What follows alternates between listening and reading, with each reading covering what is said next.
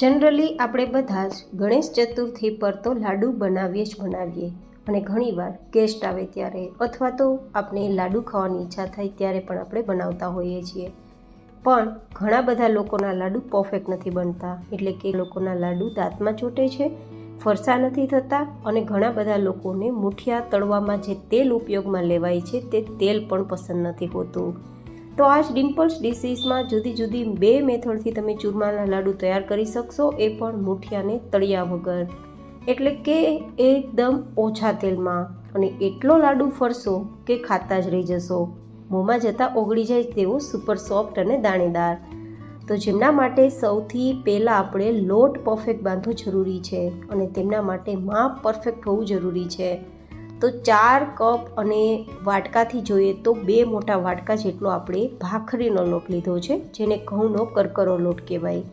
હંમેશા લાડુ દાણેદાર તૈયાર કરવા માટે ઘઉંનો કરકરો લોટ જ લેવાનો રહેશે.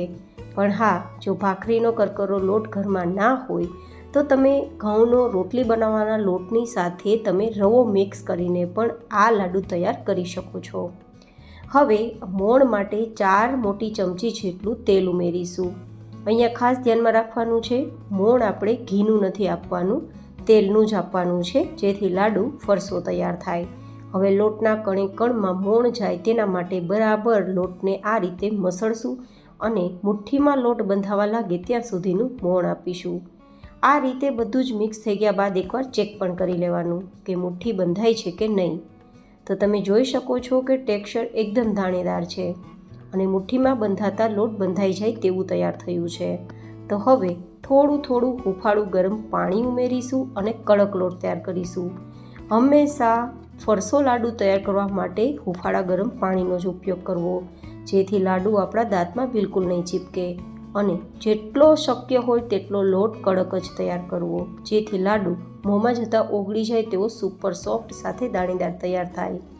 હવે આપણો આ લોટ તો તૈયાર થઈ ગયો છે, પણ જુદી જુદી 2 મેથડથી લાડુ તૈયાર કરવા માટે આપણે સૌથી પહેલાં જોશું પહેલી મેથડ, કે જો તમારે મુઠિયાને તળિયા વગર, એટલે કે ટ્રેડિશનલ રીતે જે તેલમાં મુઠિયા તળીને તૈયાર થાય છે ને લાડુ, તે રીત નથી અપનાવવી. તમે હેલ્થ કોન્શિયસ છો અને ઓછું તેલ પસંદ કરો છો, અથવા તો ગરમીઓના કારણે પણ ઓછા તેલના ઉપયોગથી લાડુ તૈયાર કરવા માગો છો, તો આ પહેલી મેથડ બેસ્ટ રહેશે.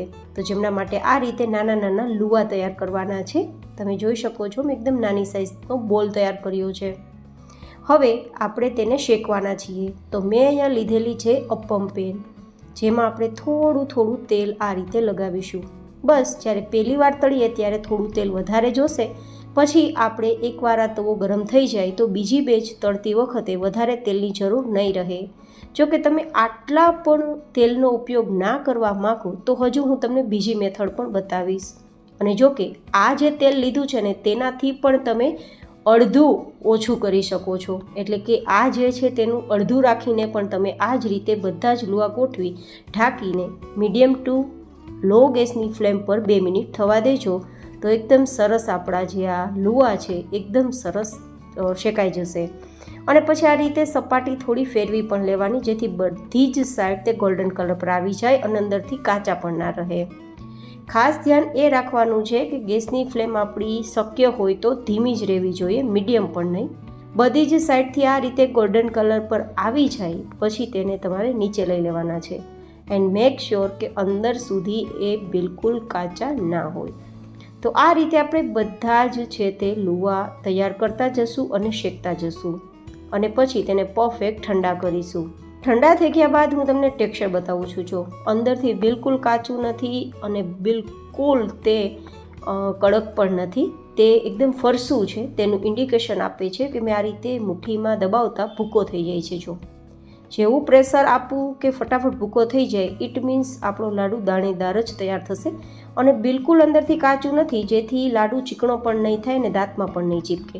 તો હવે મિક્સરમાં ભૂકો લઈ લેશું અને પાવડર તૈયાર કરી લેશું. તો અત્યારે તમે જુઓ ટેક્સચર એકદમ દાણેદાર જ તૈયાર થયું છે.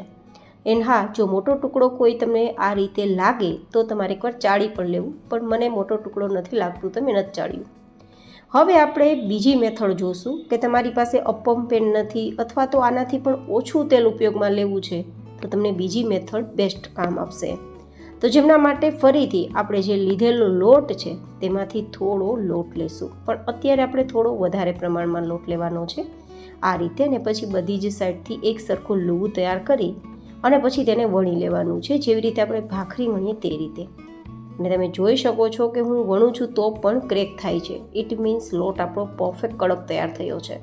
અને આટલા કડક લોટથી જ જો આ વેરાયટી કે લાડુ તૈયાર કરશો તો જ ફરસો અને દાણેદાર તૈયાર થશે. તો ભાખરી તૈયાર થઈ ગયા બાદ એકવાર આપણે તવાને ચીકણો કરવા માટે થોડું તેલ લગાવી દઈશું. જો કે તમે એમનામ જ એઝ યુઝ્યુઅલ ભાખરી તૈયાર કરતા હોય તેમ પણ કરી શકો છો, પણ લાડુમાં થોડો ફરસો ટેસ્ટ મળે અને થોડું શાઇનિંગ મળે, થોડો દાણો છે તે મુલાયમ બને, તેના માટે તેલ લગાવશો તો સારું ટેક્સચર મળશે. જો કે તમે એઝ યુઝ્યુઅલ ભાખરીથી પણ તૈયાર કરી શકો, મેં તમને આગળ પણ બતાવ્યું ને ફરી એકવાર કહું છું. થોડું તેલ તો આમ પણ આપણે કોઈ પણ વસ્તુમાં મજા પણ આવે, પણ હા, જો તમે બિલકુલ તેલ પસંદ નથી કરતા તો તમારા માટે મેં ઓપ્શન આપ્યો જ છે કે તમે આ રીતે ભાખરી તેલ વગર પણ તૈયાર કરી શકો. બસ બિલકુલ કાચી ના રહે તેના માટે ગેસની ફ્લેમ ધીમી રાખવી જરૂરી છે અને પછી બંને સાઈડ ફેરવતા જવાનું છે અને ગોલ્ડન કલર પર આવે ત્યાં સુધી શેકવાનું છે. તો આ જ મેં તમને શેર કરેલી જુદી જુદી 2 મેથડથી તમે જે ચૂરમું છે તૈયાર કરી શકો છો, જેથી જે લોકો હેલ્થ કોન્શિયસ છે, ઓછું તેલ પસંદ કરે છે તે લોકો પણ મીઠાઈનો આનંદ મેળવી શકે. તો આ રીતે તમે ભાખરી તૈયાર કરીને પણ લાડુ તૈયાર કરી શકો છો, જે પહેલાં તો ટ્રેડિશનલી આ જ રીતે લાડુ તૈયાર કરવામાં આવતા, જે લોકો તેલ ના ખાતા એ લોકો માટે. પણ આજકાલ આપણે આ રીત પણ ભૂલી ગયા છીએ, માત્ર મુઠિયા તળીને જ કરતા હોઈએ છીએ. તો મેં તમને 2 રીત આપી છે. જો કે એઝ યુઝ્યુઅલ ટ્રેડિશનલી પણ તમે મુઠિયા તળીને વેરાયટી તૈયાર કરી શકો છો લાડુની. હવે જુઓ તમે, એકદમ ભાખરી ઠંડી થઈ ગયા બાદ ટુકડા તો થઈ જાય છે, પણ આ રીતે મસળતા ભૂકોય થઈ જાય છે. મતલબ આપણું આ ટેક્સચર દાણેદાર બનવા માટે જ તૈયાર થયું છે. તો હવે ફરીથી તેને મિક્સરમાં લઈ લેશું અને પાવડર તૈયાર કરી લેશું. અને આ રીતે બધો જ પાવડર તમે તૈયાર કર્યા બાદ હવે આપણે આ બધા જ પાવડર છે તે ભેગા કરી દઈશું. ગાઈઝ, તમે એકવાર આ રીતે ટ્રાય કરજો, લાડુ ખૂબ જ પસંદ આવશે.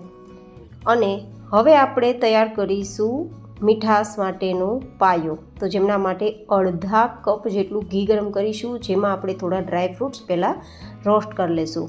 જો કે ડ્રાય ફ્રૂટ્સ ઉમેરવા ઓપ્શનલ છે. અને હા, મેં જે અડધા કપ જેટલું ઘી લીધું છે તેમાં તમે ઓછું પણ રાખી શકો છો. જેમ કે તમે ઓછું ઘી પસંદ કરો છો તો માત્ર 4-5 ચમચી ઘી ગરમ કરીને પણ લાડુ તૈયાર કરી શકો છો અને 7-8 ચમચી જેટલું ઘી પણ લઈ શકો છો. એન્ડ હા, મેં અડધો કપ લીધું છે, તમે 1 કપ જેટલું પણ લઈ શકો છો, એ તમારી ચોઈસ છે. પણ હા, ગોળનું માપ છે તે પરફેક્ટ લેવું જરૂરી છે. તો આ રીતે થોડી કિસમિસ પણ મેં લાસ્ટમાં ઉમેરેલી હતી. તો કાજુ, બદામ અને કિસમિસને ફ્રાય કરી લીધા છે, જેનો ટેસ્ટ લાડવામાં ખૂબ સરસ લાગશે. હવે આ ઘી ગરમ જ છે તો તેમાં આપણે ગોળ ઉમેરી દઈશું. મેં 4 કપ જેટલો લોટ લીધો છે તો 2 કપ જેટલો ગોળ ઉમેરવાનો છે, પણ મારો ગોળ થોડો લૂઝ છે.